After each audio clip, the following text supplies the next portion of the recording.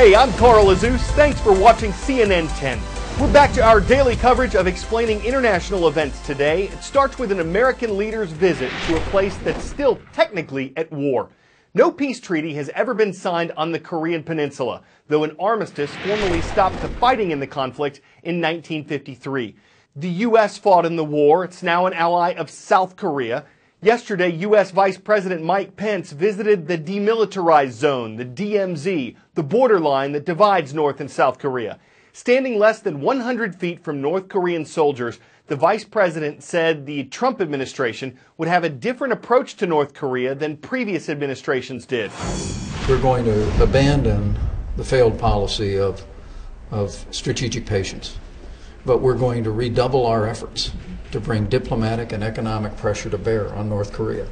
Our hope is that we can resolve this issue peaceably. To do that, the U.S. is relying heavily on North Korea's main ally, China, to pressure North Korea to give up its controversial nuclear program. But so far, the North has indicated it won't. And though it tried to test out a missile on Sunday, the weapon apparently blew up right after it launched.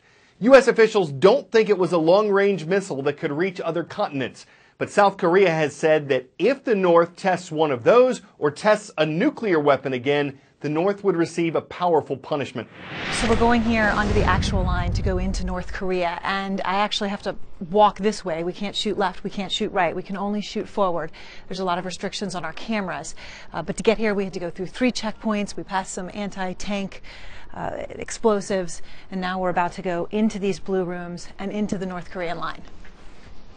So the North Koreans and the South Koreans still meet in this room? Yes, the last known visit was 2008. Literally, these microphones on the table are what defines the line. So North Korea on this side, South Korea on that side. It seems so easy. It's just one step. But when you think about all of the militarization and what you go through and the barbed wire, it's certainly far from easy. This concrete slab is literally the border. We're shooting it from the northern side, 17 inches by 5 inches, concrete. That's it. That marks the border. It's been here since 1953. And now the way that they pass messages, it's pretty amazing. They don't use email. They don't actually even use a phone. There's a phone, but it rings and rings. The North Koreans don't answer it. They actually, by bullhorn, communicate to the North Koreans. When we were inside the building, we could walk onto the North Korean side of it. But if I were to do that outside the building, to actually step over that line here, what would happen to me? What would happen is all these soldiers here would make an attempt to stop you, especially me. And once you get over there, we can no longer help you. What would the North Koreans do? Probably run down there and grab you. For the South Korean soldiers, this is the most prestigious assignment there is. To serve here in the DMZ, they have to be at least 5 feet 9 inches tall, which is taller than average, and every single one of them has a black belt in Taekwondo. So North Korean and South Korean soldiers stand here every single day and stare at each other. The South Korean soldiers are right behind me, and then you can see that concrete building. That's where North Korean tourists can come to visit the DMZ, and apparently a lot of Chinese actually come through the North Korean side as well. And then there's that soldier. He stands there every single day, but the South Koreans and the Americans don't know his name, so they just refer to him as Bob. So we're basically surrounded by North Korea now, right? Yes. To give you a little idea of that, all this tree line and around that road and back is all North Korea. So it's all North Korea, and where we are is sort of one little safe spot, but this is all mined as well, right? Yes, there's approximately, I'm assuming, 1,000 mines within this area alone.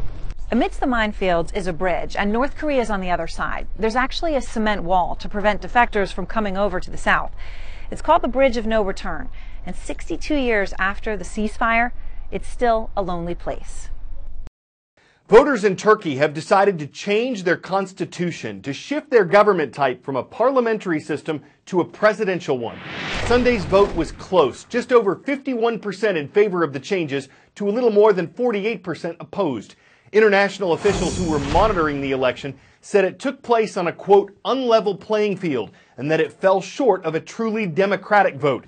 Turkey's government said the monitor's findings reflected a, quote, biased and prejudiced approach and that they were unacceptable. The results will increase the power of Turkey's current leader, Recep Tayyip Erdogan, and they could allow him to serve as the nation's president until 2029. 10-second trivia. When and where was the first organized marathon held? 1970 in New York, 1897 in Boston, 1896 in Athens, or 1976 in Paris?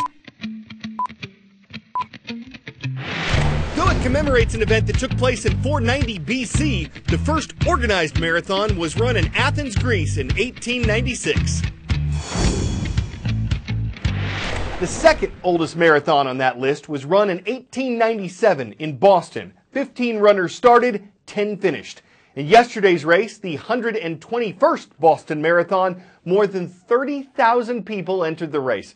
And despite relatively warm temperatures in the low 70s that took a toll on some runners, Kenya's Jeffrey Kirui won the men's division race in 2 hours, 9 minutes, 37 seconds.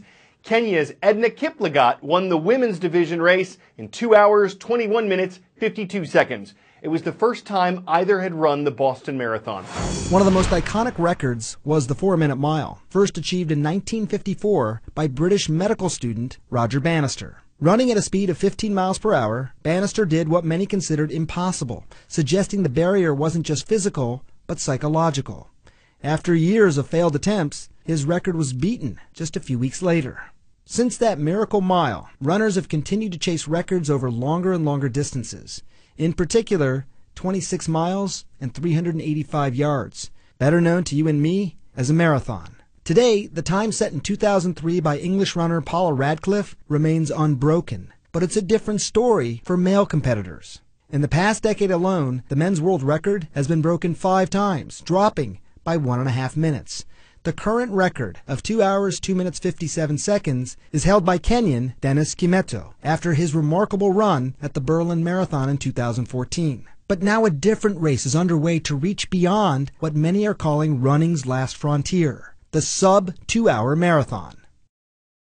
As an alternative energy source, solar power shows some promise in that it's renewable, it's sustainable, it can reduce electricity costs. But it faces a lot of hurdles. For one thing, different parts of the world get different amounts of sunlight. Not everywhere gets enough for solar energy.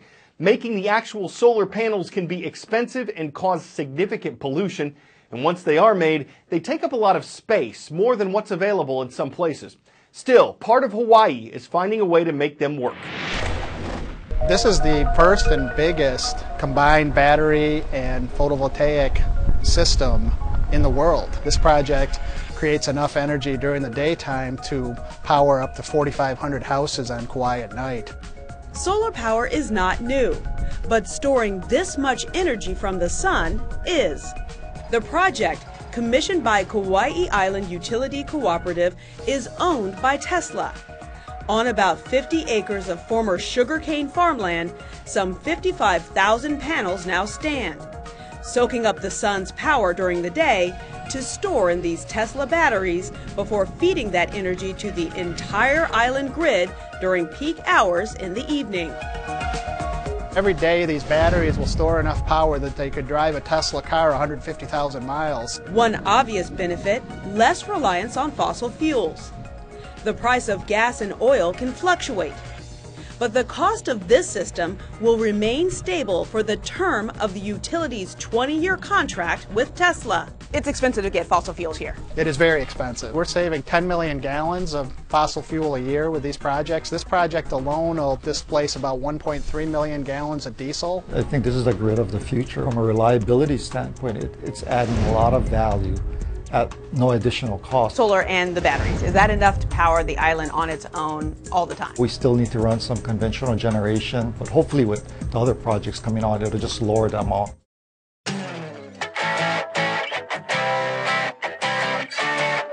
California's wet winter didn't only bring relief to the state's historic drought, it brought on a super bloom of wildflowers.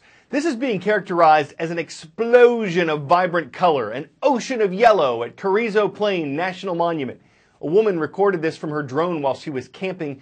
The wildflowers typically bloom in spring. April and May are usually the best months for seeing them before the hotter summer months dry them up. Till then, they've got some serious flower power. And if you've got time to check them out, you'll find they're brilliant to their corim. They've been racemed to bloom with the pedal to the metal. There's been a spike in vibrancy. You could say they've reached the pinnacle of beauty. Flower puns, always in bloom on CNN 10. I'm Carl Azus.